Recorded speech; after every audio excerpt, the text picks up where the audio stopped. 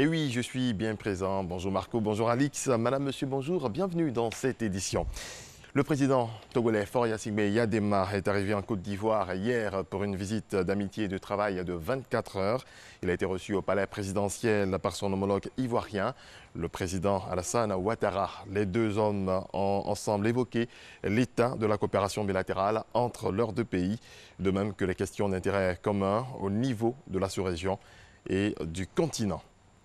On reste au palais présidentiel où a eu lieu hier la cérémonie de présentation de vœux du nouvel an de la presse au président de la République, Alassane Ouattara. Viviane Haïma. La désormais traditionnelle cérémonie de présentation des vœux du nouvel an de la presse au président de la République, instituée depuis 2011, a enregistré une fois encore une forte présence des acteurs du milieu de la presse. Le ministre de la Communication et des Médias, Sidi Tiemoko Touré, donnant le ton. Le développement du secteur des médias, en garantissant la liberté de la presse et en conduisant des actions qui ne sauraient aller contre son essor et sa bonne marche, demeure un leitmotiv pour notre ministère. Je suis déterminé à continuer les débats, les échanges et les efforts en vue d'un épanouissement durable et pérenne du secteur de la communication et de ses acteurs.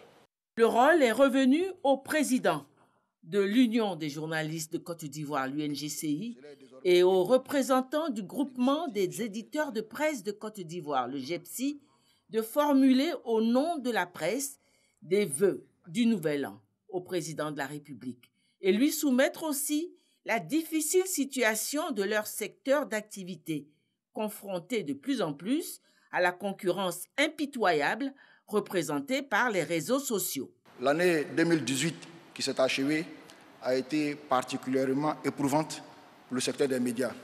Les problèmes d'impression, de distribution, de commercialisation, d'imposition et de publicité ont étouffé toutes les entreprises de presse. Les employeurs des journalistes sont dans l'incapacité de faire face aux charges même fixes, notamment les salaires.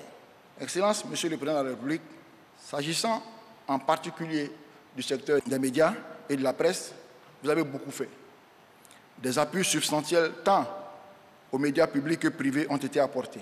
Excellences, Monsieur le Président de la République, le GEPSI, qui rêve d'une bonne année 2019, a de nombreux projets de développement qu'il souhaite voir aboutir grâce à votre accompagnement. Monsieur le Président, les patrons de presse de Côte d'Ivoire me chargent de vous demander de bien vouloir leur accorder une audience en vue d'échanger plus profondément sur les sujets viables et porteurs d'espoir pour les milliers de travailleurs de notre secteur qui ne savent plus où donner de la tête.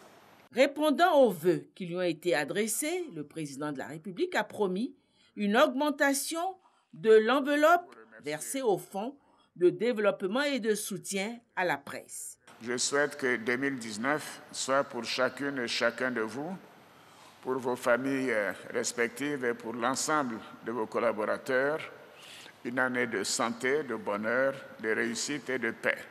Mesdames et messieurs, l'année 2018 a été une année importante pour la Côte d'Ivoire avec la tenue d'élections municipales, sénatoriales et régionales. Pendant ces moments importants pour l'avenir de notre pays, vous avez su faire preuve de responsabilité et de professionnalisme dans le traitement de l'information. Chers amis des médias et de la presse, mesdames et messieurs, soyez assurés que vos doléances ont bien été entendues.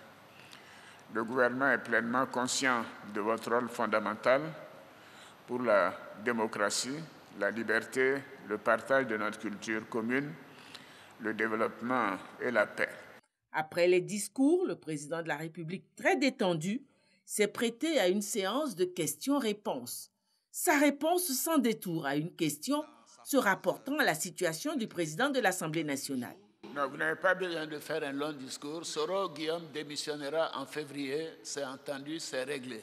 Ok, merci, Monsieur le Président. Voilà. La cérémonie a enregistré aussi des gestes marquants, comme une stand ovation à l'adresse de la présidente d'honneur du dernier prix Ebony, la première dame de Côte d'Ivoire, Dominique Ouattara, et l'attribution par l'UNJCI d'un super prix Ebony au président de la République Alassane Ouattara, assorti d'un chèque d'1 million de francs. La Côte d'Ivoire veut copier le modèle sud-coréen, le modèle de développement de ce pays. Une conférence a donc été initiée pour sensibiliser les jeunes sur les bonnes pratiques qui peuvent impulser justement le développement. Herman Niamia. Une délégation de parlementaires de la République de Corée en visite en Côte d'Ivoire. Au menu de ce séjour, une visite à Yamoussoukro pour contempler la basilique et la fondation Houphouët-Boigny, mais aussi et surtout cette séance de travail engagée avec les députés membres de la Commission des Relations extérieures. Lee Jung-young, le vice-président de l'Assemblée nationale de la République de Corée, conduit la délégation. Saluant les efforts de développement de la Côte d'Ivoire et la croissance économique qui en découle, il appelle de tous ses vœux la mise sur pied d'un partenariat mutuellement bénéfique entre son pays et la Côte d'Ivoire.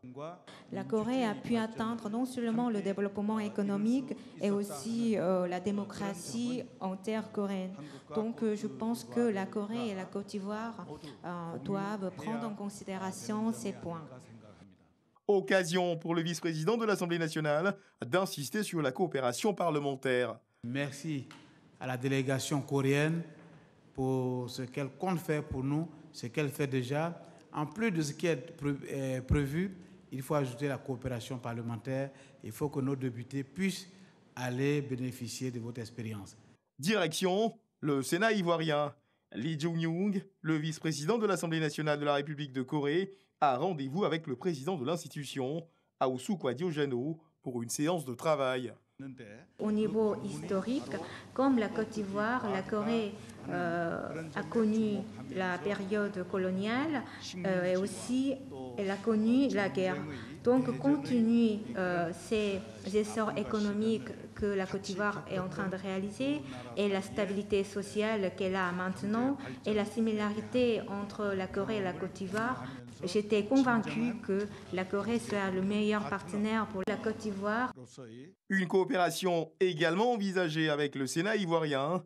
Pour Aoussoukwa Diogeno, son président, la République de Corée est un exemple à suivre en matière de développement. Nous avons une opportunité de tirer avantage de leur expérience. Et c'est en cela que le Sénat ivoirien est très heureux. Les sénateurs qui ont participé à la réunion ont été mandatés spécialement pour approfondir les discussions que nous avions entamées afin d'établir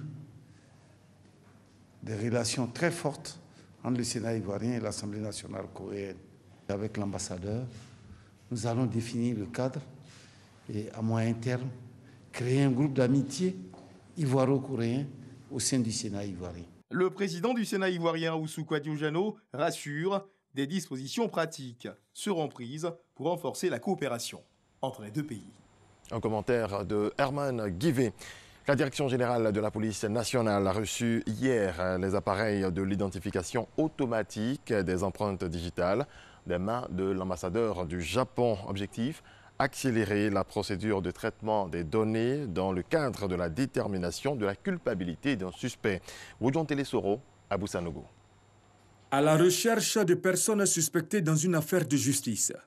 Depuis 2015, l'enquête policière en Côte d'Ivoire accélère le délai de comparaison des fichiers des individus avec l'acquisition d'appareils.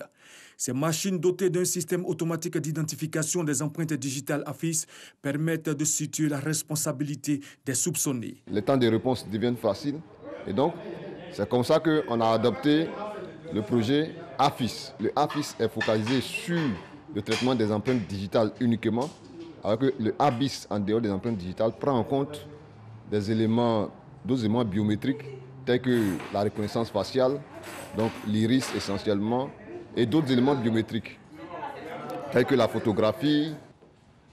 On prenait les empreintes de façon manuelle, on venait les comparer avec d'autres fiches qui étaient déjà là, les recherches, c'était trop compliqué. Avec le système ABIS, lorsqu'on introduit les données dans la machine même fait la comparaison avec les empreintes qui existent déjà. Et elle nous dit si la personne est connue ou pas. Et ça, en moins de 5 minutes, vous avez un résultat. Avant, on pouvait enregistrer jusqu'à 100 000 données. Maintenant, on passe jusqu'à 1 million de données.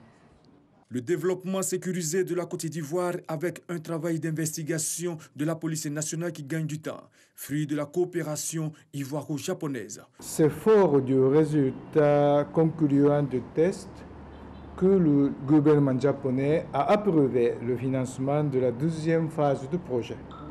Un montant de 200 millions de yens, soit environ 1 milliard de francs CFA, a ainsi été octroyé en but de renforcer et d'étendre le système.